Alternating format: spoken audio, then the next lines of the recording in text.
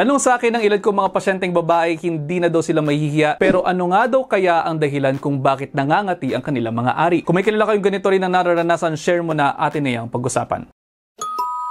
Isa sa mga karaniwang tanong ito ng mga pasyente kong babae. Ang vaginal itching o pangangati ng ari ng babae ay maaaring dahil sa pagbabago ng hormones ng babae, pwede rin mayroong infeksyon, mapabacterial yan or yeast, o di naman kaya ay kung gumagamit ng mga menstrual products na maaaring nagdudulot ng pangangati.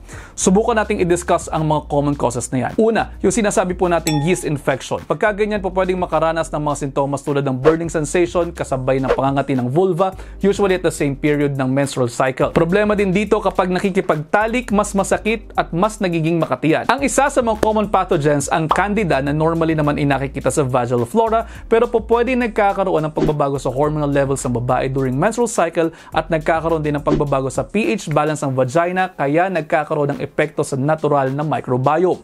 Kapag ganyan nag-shift ang microbiota, po pwede po nagiging uncontrolled ang growth ng fungus na Candida, kaya nagkakaroon ng yeast infection. Paano gamutin? May mga over-the-counter na oral antifungal medications at po pwede rin po ipahid na cream. Pero bago po ninyo gawin yan, best na magpakita pa rin kayo sa inyong mga doktor para sigurado kayo. Tandaan na minsan kapag nagsa-self-medicate tayo, mas lalo pang lumalala ang problema. Meron din tayong tinatawag na bacterial vaginosis. Dito naman sa sakit na ito, po pwede rin magkaroon ng pangangati ng ari ng babae nearing the menstrual period. Pero ang pagkakaiba nito, karakteristik ang pagkakaroon ng parang amoy isda o yung fishy odor na tinatawag. Po pwede rin mayroong whitish discharge or grayish discharge, pananakit at burning sensation kapag umiihi. Eto mga vaginal infections na to, po pwede itong makahawak o kung nag-share kayo ng underwear at ng sex toys. Huwag nyo naman sana ginagawa yan. Nasabi din po natin kanina na mayroong mga chemical irritants na po pwedeng mag-trigger ng pangangati sa ari ng babae. Po pwede po yan dahil sa content ng alcohol, fragrances at iba pa.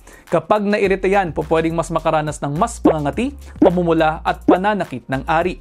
Kadalasan po makikita ang mga irritants na yan sa mga soaps, feminine wash, feminine sprays, topical contraceptives, creams, lotions, detergents, fabric softeners, at pati na rin yung mga scented toilet papers at yung scented pads and panty liners. Kaya it is best na magpakita kayo sa inyong healthcare professional kapag nakakaranas kayo ng pangangati sa mga ari. O pwede rin po kasing makadisrupt yan sa mga daily lives ninyo o yung sa sleep ninyo. May gamot naman po na po pwedeng makatulong. Huwag nang antayin pang magkaroon ng ulcers or blisters ang genitalia ninyo. O kung magkaroon kayo ng discharge, hirap pa sa pag-ihi at discomfort tuwing nakikipagtalik, huwag nyo nang antayin yan. Magpakita na agad kayo sa inyong mga OBGYN o sa mga certified primary care family physicians ninyo upang maabisuhan ng tama. At ayun na nga, sabi ko naman sa inyo, ayaw na ayaw ko lang naman talagang nagkakasakit kayo, kaya naman naririto pa rin po ako sa harapan ninyo, nagpapaalaala sa inyo. At sa huli, ano't ano man ang mangyari, tayo lang din naman talaga ang magtutulong-tulungan, kaya naman yun lang for now. I-digest nyo muna dahil ang gusto ko ay healthy kayong lahat. See you in the next episode.